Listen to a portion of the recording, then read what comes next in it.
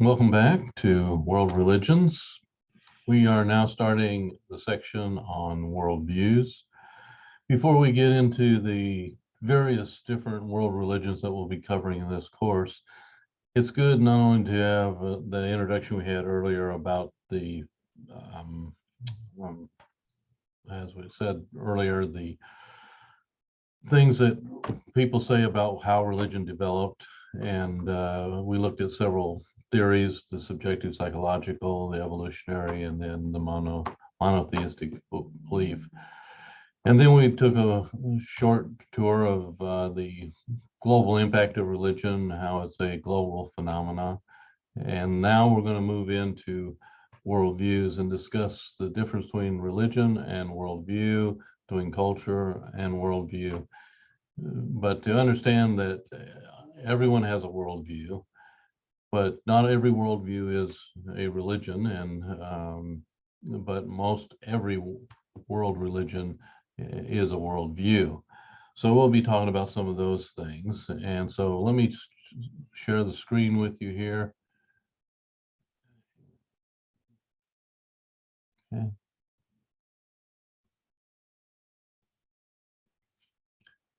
All right, so discerning worldviews. And part of this comes from a paper I published, Distinguishing Core Perceptions in Conceptualizing Worldview Distance. And we'll get, that's the latter half to see the difference between different worldviews. The first half will be defining worldview and how it differs from other things. So, first of all, the objective of studying worldviews. Discerning our own worldview is important. Most people, all people, have a worldview. Most people, though, however, don't verbalize their worldview or don't explore what that worldview may be. And so what we want to do in this study is to be able to discern our own particular worldview, whatever that may be. And then second, the objective is to celebrate God who created diversity of people. We live in a very diverse world, and God created it that way and was intended to be that way. And we should recognize that diversity. And as Paul has said, we should live in peace with all people so much as it depends on us. We have to recognize all people are created in the image of God, and they should be respected and loved as Christ did. And so that's another objective of studying worldviews. And the third is to decrease cultural myopia. We're so ensconced in our own culture, and we're so used to our own culture that we see everything through that culture, when that's not the only way to see things. And so we want to increase our ability to see from different people's perspective and understand why they believe the way they do, why they might follow this religion as opposed to another one, but also to look at our own selves and be sure that we're looking at our worldview objectively as possible and realizing we may not always have it right. Another objective is to increase our ability to dialogue with people. As when you're working with people from different backgrounds, different cultures, different religions, it helps to have some understanding of their religion, their worldview, to better have a more constructive dialogue. And people particularly like to know that you care enough to know something about their religion. And so that's very good for us to be studying these things so that we can do that. Another one, to improve our abilities in communicating the gospel. As Christians, we're always trying to be more effective in communicating the gospel. And we're more effective if we understand the culture and the religion of the people we're going to be sharing the gospel with. And then last one listed here, facilitate bridge building between people. Oftentimes, the things that cause friction between different people is that we misunderstand their religion, or we misunderstand their culture. We interpret their culture through our grid, and it's not exactly what they mean by the things they say or do. And so it helps us to build bridges between the cultures. As Paul put it, we want to be living as ambassadors for the kingdom by entering into others' lives. We're also created in God's image, for whom God in the flesh lived and died. So keeping those objectives in mind would be good as we go forward into this discussion of worldview. Definition of worldview. There's a lot of definitions of worldview out there. I prefer the first one here. It was the one used by my mentor, and I still think it's the better of the ones out there. A worldview is a fundamental cognitive, affective, and evaluative assumptions a group of people make about the nature of things and by which they order their lives. And the reason I like this one is because it breaks it down into cognitive, affective, and evaluative assumptions, where the other ones don't do that.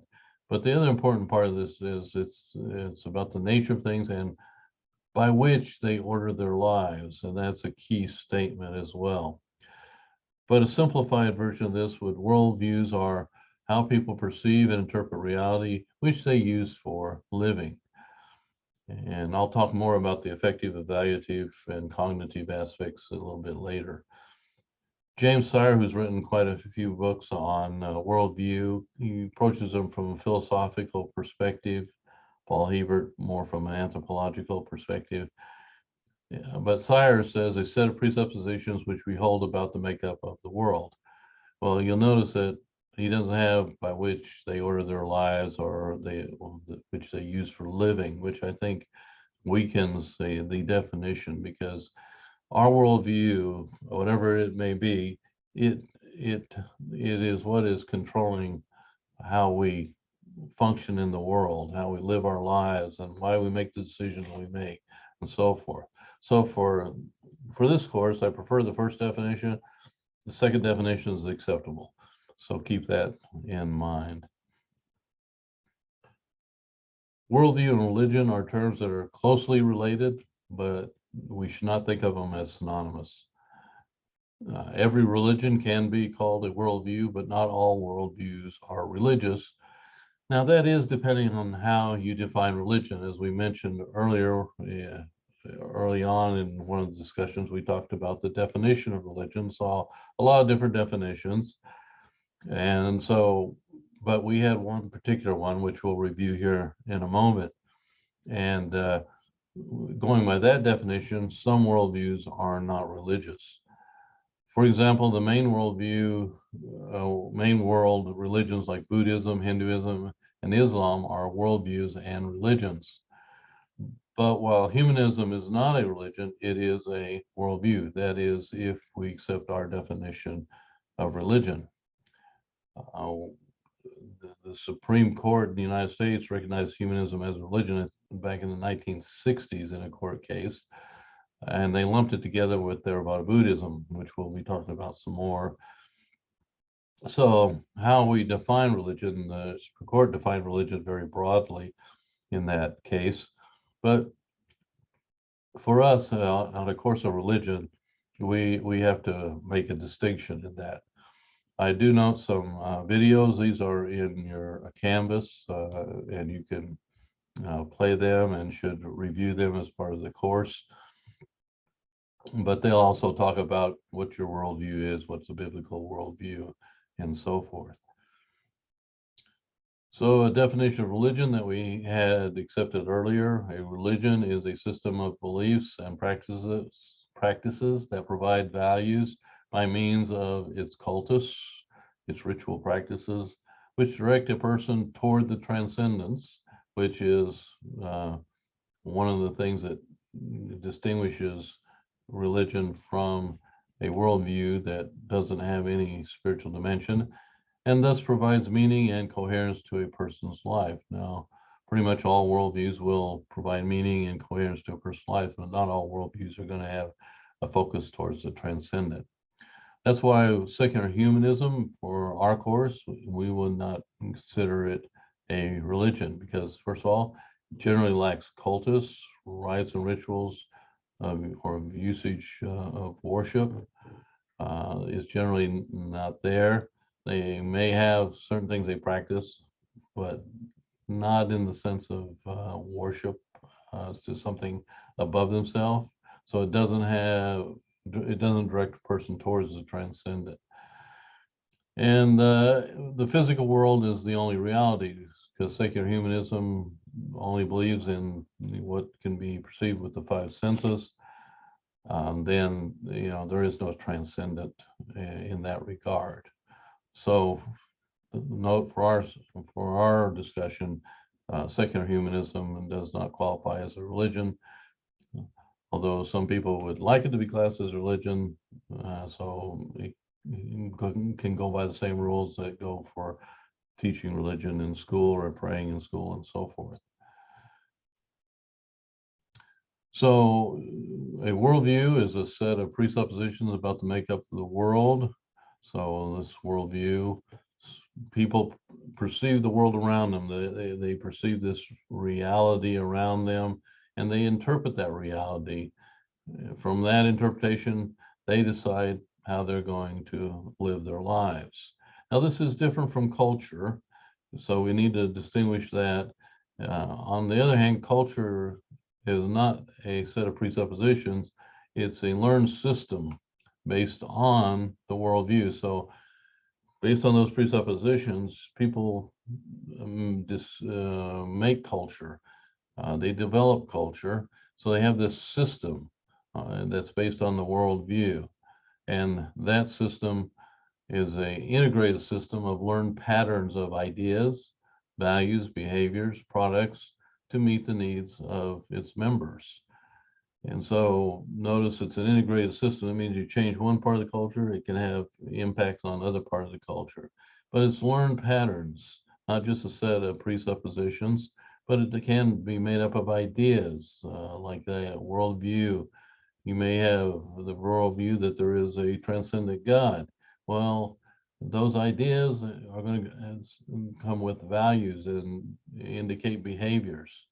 Or like secular humanism, on the other hand, nothing transcendent. Ideas and values can vary a lot more than they might when you look at people that might say want to follow the Bible or follow the Quran, as the case may be. So that's the difference between worldview and culture. Now, when we think of worldview, we have to think of worldview in terms of depths. And here's a good illustration for that, an iceberg. You may know about what a percentage of iceberg is underwater compared to what you see above the water. 10 to 15% of an iceberg is above the water. The rest is below, like this picture here indicates. Now, you might wonder how the guy took this picture. Well, I can tell you right now, it was photoshopped. And so it just gives the idea of what a iceberg would be like if you could see its top and its bottom. But you'll notice in the worldview depths, the upper part that you can see are the patterns of behavior, products, things that are produced. For example, humans produce high rises. They build these huge skyscrapers, which of course monkeys don't do. So it's telling us something about it, but we produce other products, useful things, drugs that help people who are sick, uh, toys, whatever it may be. There's all kinds of products. Also, that's observable are myths. By myths, it means written documents and rites or rituals that people go through. These can be read and held and touched, and you can see them being practiced, or you can pick up a book and read it. It's there. These rites of passage is one way to look at it. It's if you go from one level of life to another, you go from a child to an adult, and things like that. Some cultures, they have very specific times when you move from a child to an adult. In the US, we don't quite have that unless you want to consider 18 as that, or when you get your driver's license, or some people say when you can drink. But rituals are things that are practiced in various ways in religion. And even you have rituals in your daily life. Do you put your left shoe on first before you put your right shoe on? Do you brush your teeth 3 times a day, 2 times a day, whatever your rituals may be? Those are observable things that people can observe. That's the upper level of a worldview. So whatever those presuppositions are, they're going to manifest themselves in your behavior patterns. And so that tells you a little something about what their worldview is, although you can't really get to the depths of it without exploring their belief system, which is the second level down. That's right under the watermark there. This is their deep beliefs. So they have some presuppositions about the makeup of the world, and it indicates, okay, I believe this about the world. Like if you take a Christian who says, I believe the world is both a spiritual and physical dimension, has both of those dimensions. That's a belief that comes from the deeper aspects of worldview. Or a secular humanist might say, well, I only believe what you can be seen with the five senses. And so those are some belief systems. Those are just two. Or you could say, I'm a Buddhist and I believe in karma and reincarnation. And that there's not a beginning and an end to the world, just a cycle of death, rebirth, and death again, and so forth. So you have all these belief systems out there, and in those beliefs is the value of life, what's right, what's wrong. Those type of things come from the presupposition one has about the world. And so when you get down to the lowest level, worldview is made up of what we call themes. And there's various themes, and we'll talk about these a little bit later. But these are things we recognize, usually are universally recognized as in the world, like a theme is a sense of time, that kind of thing. Everybody has a sense of time. And so that can be a part of it. Everybody has a sense of space and so forth. But we'll note these a little bit later at the next slide.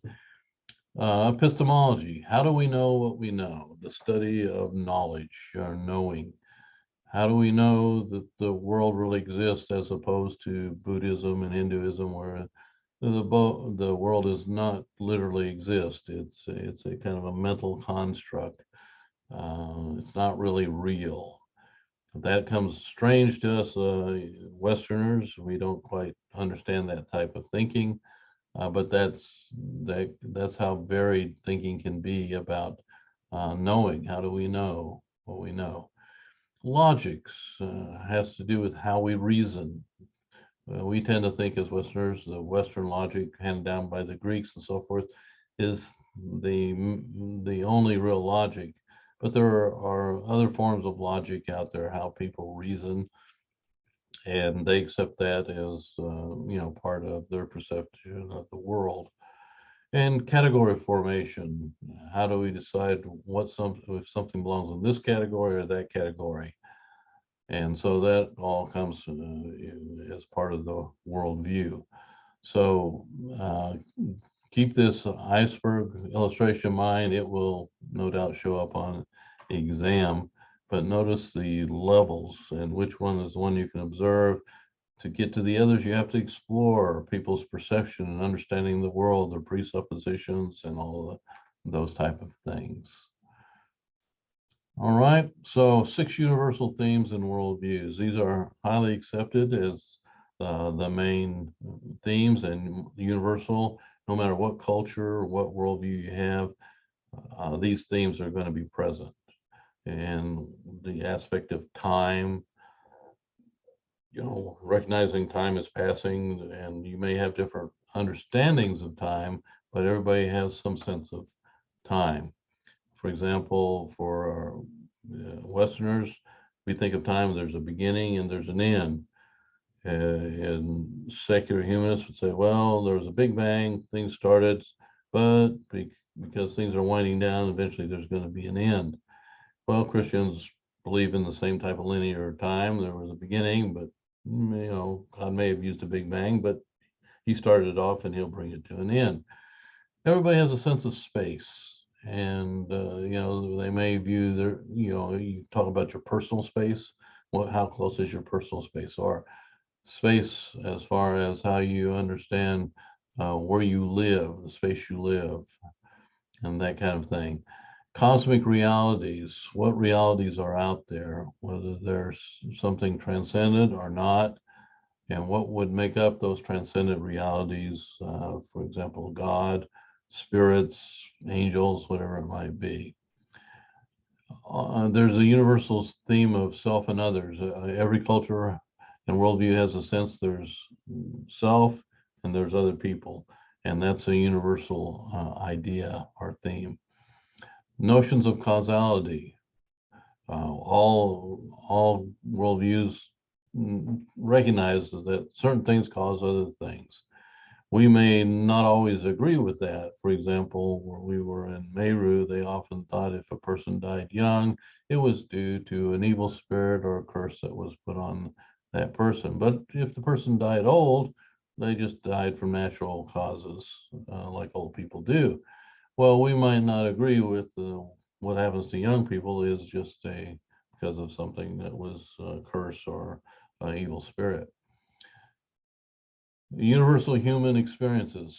All cultures and worldviews recognize there's birth, there's death, there's sex, there's childhood, adulthood, aged, those aspects that make up our daily lives. And they look at them differently depending on the importance they place on it. We put a lot of importance on birth and have all kinds of little extra ceremonies, but so do a lot of other cultures. Like I mentioned earlier, some cultures put a lot of emphasis on moving from childhood to adulthood. In the US, that's not a big thing, but in some cultures, there's a big ceremonies involved with it. So these are the universal themes, and we'll be talking about some of these as we go along here. Oops, move this back. Here's an example of time. Time. Over here, you have the American sense of time and a traditional Arab sense of time. Now, when you make an appointment to meet somebody, say for lunch at, say, 12 o'clock, and you set this time, for an American, we would say, okay, 12 o'clock, I need to be there at least by 12 o'clock, if not a few minutes before, right? So we would say anything plus or minus 5 minutes, that's okay. Even if you're earlier, it's okay, but later, don't want to get past 5 minutes late, because if you get past 5 minutes late, 10, 15, that's an apology, because you kept the person waiting for that long. Or if you're even later, 30 minutes, you better have a really good excuse. Chances are the person won't be there unless they're a really good friend. And certainly if it's a professional appointment, they're not going to be waiting for you. So even an excuse, any later than that is pretty well unforgivable in our culture to do that. However, in traditional Arab culture, they have a different, if your coworkers are both professionals and you set a time, like 12 o'clock for lunch, well, the correct time to arrive would be down here. On time is plus 1 hour. In other words, an hour late. Now, to us Americans, that seems very strange, because why not just set it for 1 o'clock? That's just not the way it is in the culture. Now, if you are a servant and your master or boss tells you, hey, you better be here, at this time, you better be there at that time. It's a different category, but when you're equals in a profession, the hour late is the norm. And we had this in Africa where time was considered different. You set a time, you can expect a person to arrive after the time you set, anywhere up to 2 hours late, and it's not considered bad. And so because people have getting public transportation or to meet somebody along the way, and you can't just say, I'm going to an appointment. You got to stop and talk, and sometimes it takes time. So cultures are different in this regard. So that's one of those theme things. So when you talk about cultural and social functions of worldview, the worldview, these presuppositions you have about the world, everybody has them, whether they can articulate them or not. And part of what we try to do in this course is to get you to recognize your own worldview, but also recognize when we look at other religions that they are telling us something about the worldview of the people. So all worldviews provide a cognitive foundation on which people build their systems of explanation. So if you want to explain how things operate in this world, you look down at your presuppositions about the world. So we'll continue to use the difference between, say, a religious worldview like Islam, uh, conservative or Orthodox Judaism, Christianity, who believe in something transcendent, as opposed to somebody who's a complete secular humanist that doesn't believe anything but the physical realm. Well, they build their systems of how they act in that upper level of the iceberg. It comes out how they behave. It shows up in from those presuppositions and then their beliefs and so forth.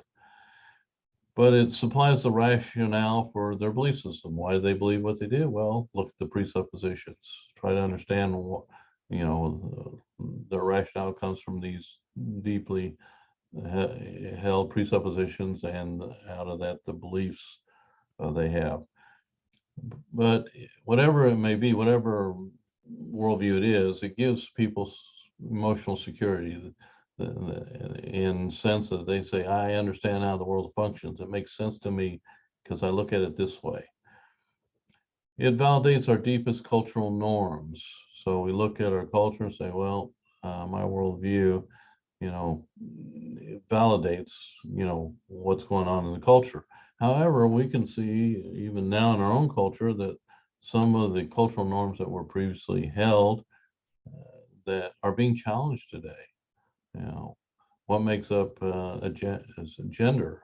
I mean, before you were born into a gender. Well, now there's questioning of, well, no, you can question that. Being born with what you have is not necessarily the gender you are. Well, that's going against some what has been cultural norms, and you can do the same thing, with gay marriage against the traditional definition of marriage versus what is being put forward today. So our cultural norms get upset with changes going on in our culture, whatever presuppositions are going on underneath there to push those changes. And those are type of things that need to be explored as we study worldviews and religion. But worldviews integrate the culture. In other words, when you share these worldviews, it's a good integration. But however, when you have variations in the worldview, you will expect a lack of integration to some degree, but even conflicts sometimes. But in either case, though, for us as Christians, we still respect people even when we don't agree with what they may think is the most important thing in a culture and a worldview. Worldviews monitor culture change. So as we see culture changing, people's sense of a worldview, is saying, "Ooh, that doesn't feel right," and that's not a behavior you said was okay before. It monitors that, and so we have to be aware that that's part of what worldview does, and it provides psychological reassurance. In other words, it helps us to understand that we feel like we know, the world is the way it's supposed to be, even though at times we may be unsure of some things, but still there's a reassurance there involved with it. So those are some cultural social functions of worldview. Now here's a graphic that was used by my mentor, And he used this in one of his books. When we think of worldview, we have to think of it in the context of the world we live in. That's our cultural experiences. We all live in a certain culture. Now, you may have lived in more than one. For example, I've lived in several different cultures, particularly in Africa and then the U.S. But I also lived in North Africa as a boy. But we have these cultural experiences. So you may be monoculture, that you've only really lived in one culture, but you can be bicultural, having lived in two. My kids grew up in one, then came to the US and learned another, so they're bicultural. Others are multicultural. They've grown up in multiple cultures, and so they have the experience from those cultures that help to mold them and help them understand the world they live in. And those experiences make them think of in different categories, in various categories based on that culture. And so out of these experiences, people formulate their worldview, their presuppositions, what really makes up this world. Is it just spiritual, or is it spiritual and physical, or is it just physical? Whatever the nature of it may be. And that's where we get into this cognitive, evaluative, and affective aspects of one of the definition by Hebert. And this is just pointing to the fact that this worldview has these three dimensions: the cognitive, your intellectual understanding of things, your reasoning, and so forth. Where the evaluative has to do with how you make right and wrong decisions, what's good and what's bad.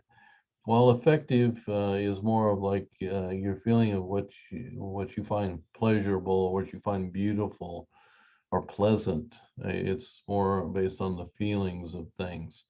And so your worldview has all of those aspects in there, and they provide different perceptions of your worldview. And out of this worldview, you make your decisions. You decide that upper level of the iceberg, saying, okay, there's your behaviors, there's your rituals, your rites, uh, those kind of things, behavior of right, what's right thing to do, what's wrong thing.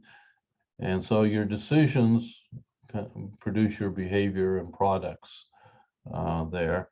And those feed back into the culture that you're a part of currently. Now, if you're coming from another culture, you move into another culture, you may bring something from those experiences of your other culture into your worldview, and it feeds back into your current culture. So it's a cycle in that regard.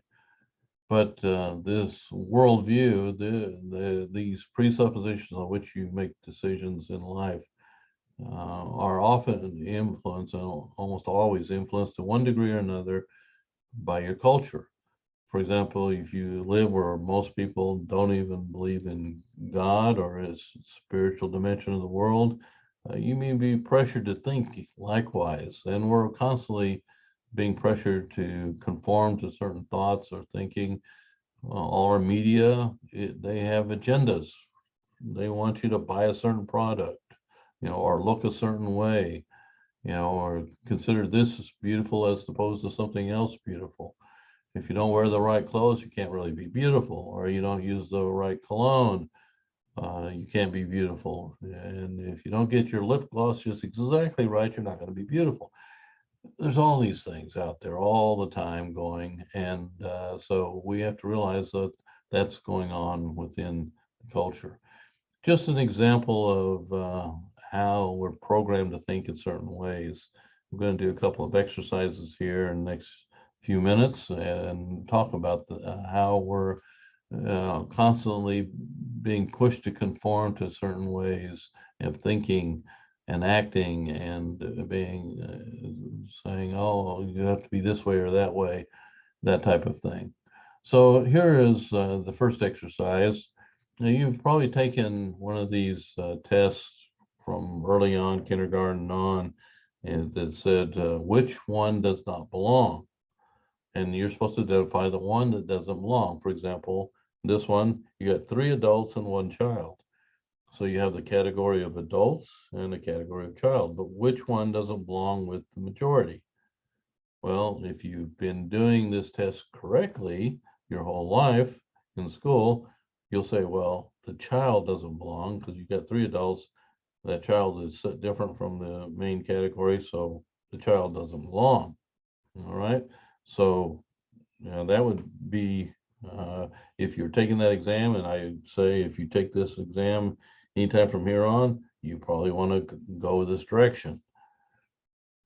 Another one, here's 3 wheels and a pair of pliers. All right, which one doesn't belong? Well, you got the wheel category and you got a tool category. Well, you got 3 wheels. The tool does not belong in the 3-wheel category. So the tool doesn't belong. And again, that would be the right answer you want for that exam, that test. Here's an example. You got 3 tools and firewood. Which one doesn't belong? Well, you got your tool category, and the one that's out of sync with all the rest is the firewood, right? And so, good job. You're getting 100% on that test if you're taking it again. Last one here, you got 3 hats and you got a shirt. Now they're both in the clothes category, but one's in the subcategory of something you wear in your head. The other one is something you wear on top of your upper body. And so we would say, okay, the shirt doesn't belong. Well, now if you take this type of testing and try to use it in other cultures, for example, in Africa, if you went up here to this one here, say which one doesn't belong. Maybe you can guess what they might say, but they would say, well, one of the adults doesn't belong. And we go, oh, how come? Well, they would say, well, you need a mother and a father to have children. And so it makes sense to have, for a family, you have a mother, father, and a child. The third adult's not that necessary. It's a functional thing. Instead of saying there's a category of adults and a category of child that we do in the US, they look at it functionally in the life around them and say, no, mother, father, children, makes sense. And so to them, that would be the way they would interpret it. They would take this one and they would say, get rid of one of the wheels, because you need 2 wheels for a cart to take your food to the market. But if the wheel breaks down, you need a pair of pliers or some tool to fix it. Again, functional. They're not thinking in the categories that we've been given in the West. You've got the wheel category and you've got the tool category. They look at us as, what do you need for living? That's a different perspective. This one, you can guess maybe what they would do here. They would say, well, you got to have firewood to cook your meals, and then you need something to cut firewood. So the hammer doesn't do well at cutting, so let's get rid of that one. We can use a saw or an axe to cut the firewood.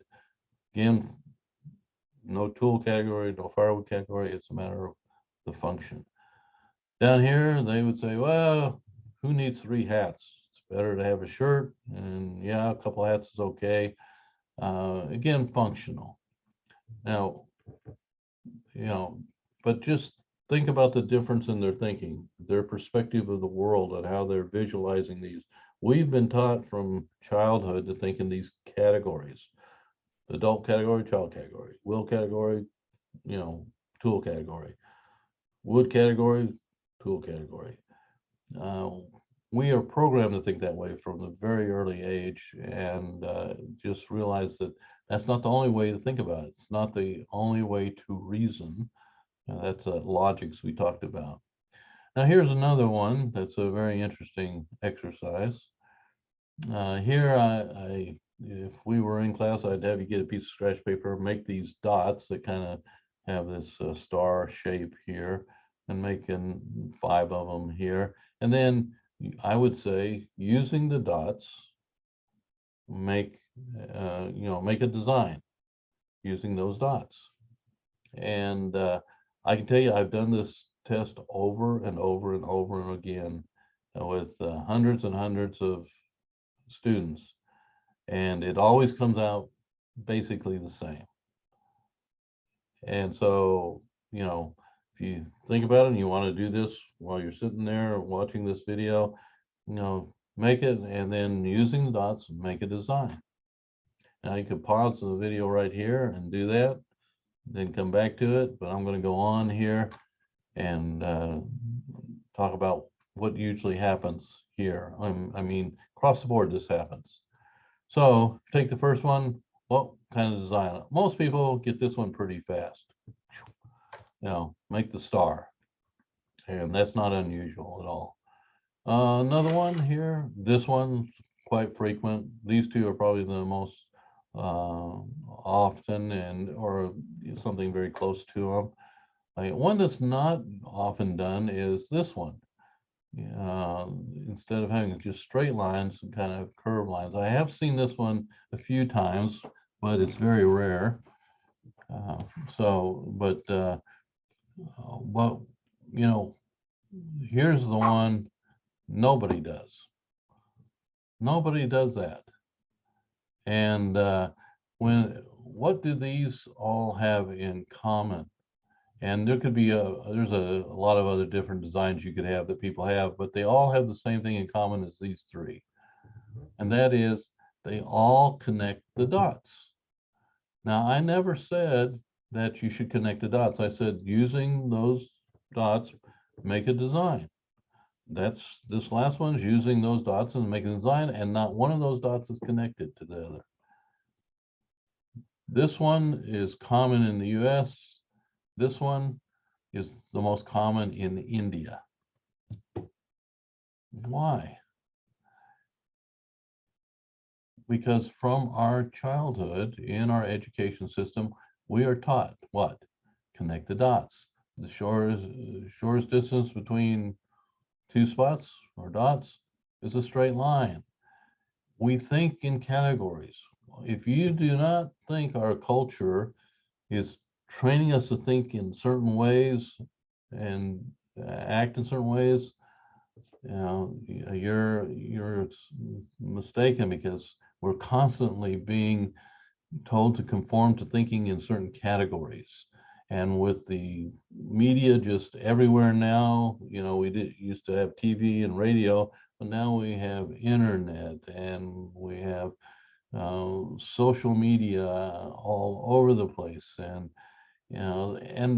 we're inundated with this media, and all media generally has something they want to get across.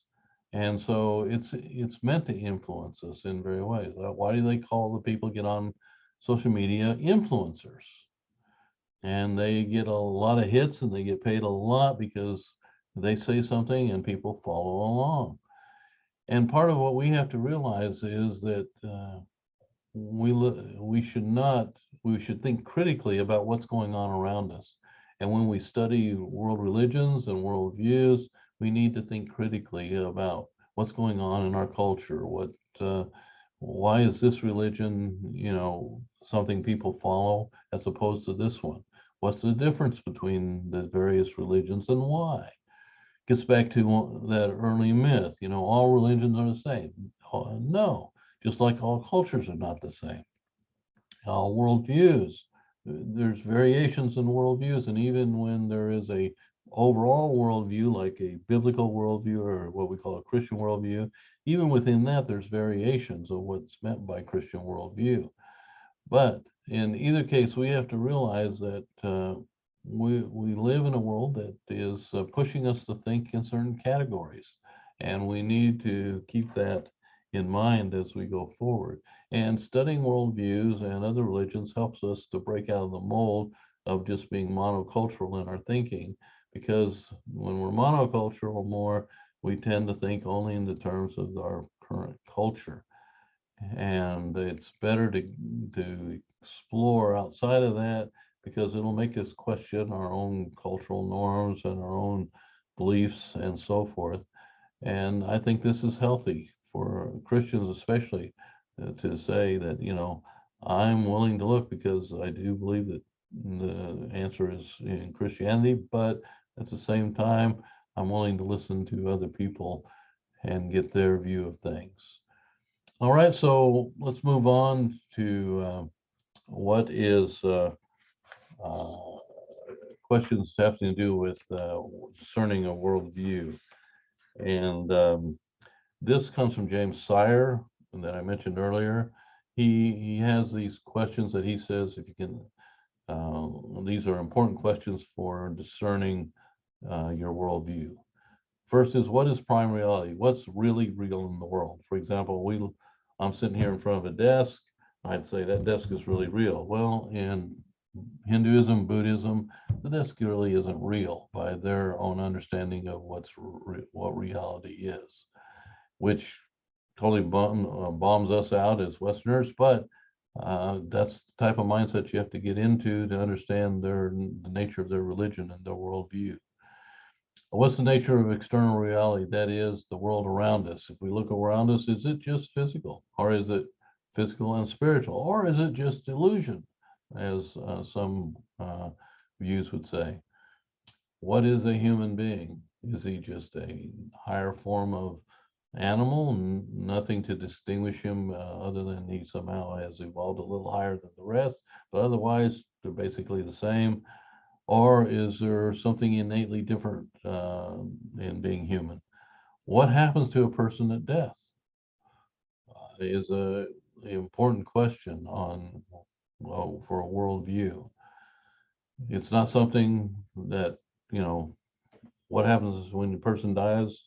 Nobody can investigate that through the scientific method. That's not possible. But it's still something that people want to know about and want to understand.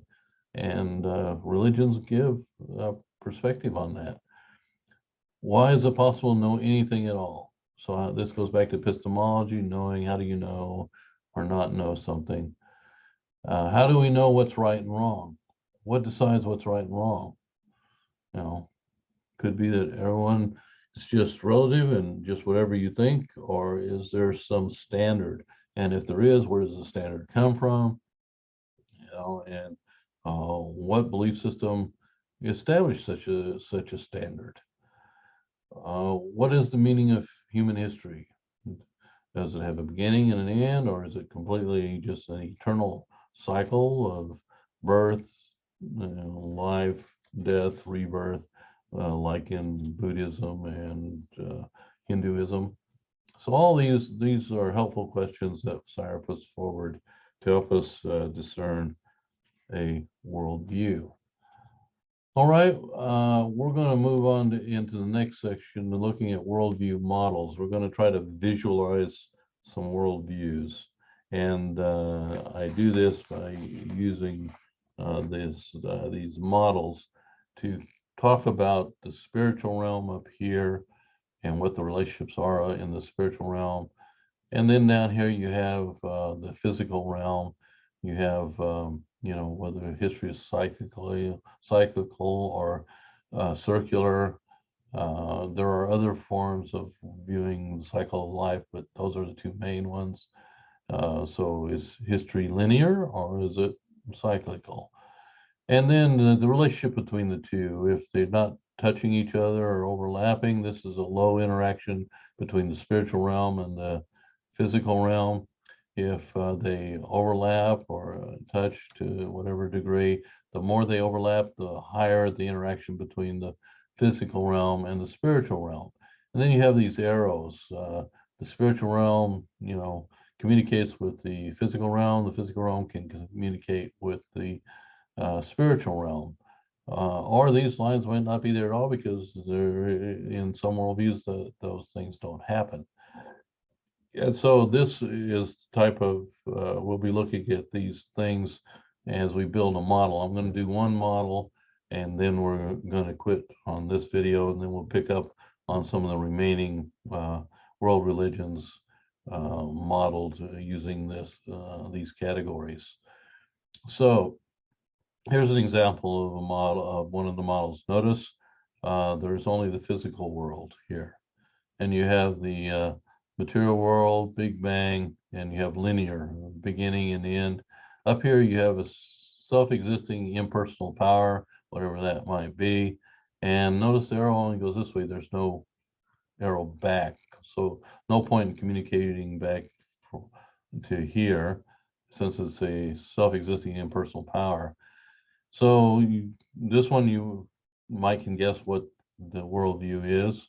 This would be your secular worldview, because in the secular humanism, only this material world exists. How it came into existence is still very debatable. Generally, we'll say there's a big bang, and that very well might be. Nobody was there to observe it, but however it came, where did this power come from?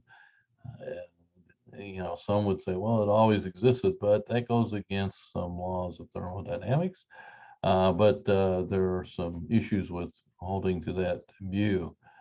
So when we talk about a secular worldview, it's a non-personal source for existence of the world. It just happened, exploded, then over time evolved and created the world we live in. Now, if you look at the statistics on just one protein coming into existence that way, it's much longer than the billions of years they give for forming of Earth and so forth. But that's for another course. It's accidental formation by explosion over time. Basic elements combine, evolve, mutate to form the current world. And then the world will run down, linear history. It's what Peter Berger calls a world without windows, a world that doesn't look to anything transcendent. There is no God in this world. Here, the quote from Against the World for the World. The reigning viewpoint of the Academy is that the physical material universe is all there is, was, or ever will be. The only real world is the world of the five senses. We call this physicalism, philosophical naturalism, scientism, secularism.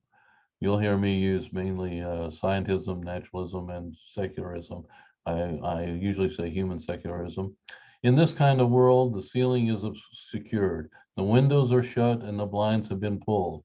We are stuck in a world without transcendence, mystery, and especially without God. And so that's the secular worldview. So that's the beginning of looking at some of the models of trying to visualize different worldviews. And remember, the secular worldview is different from a religion by the way we have defined religion. Well, we will pick up there in the next lecture, and I will get out of this sharing and bid you goodbye, and see you in the next video.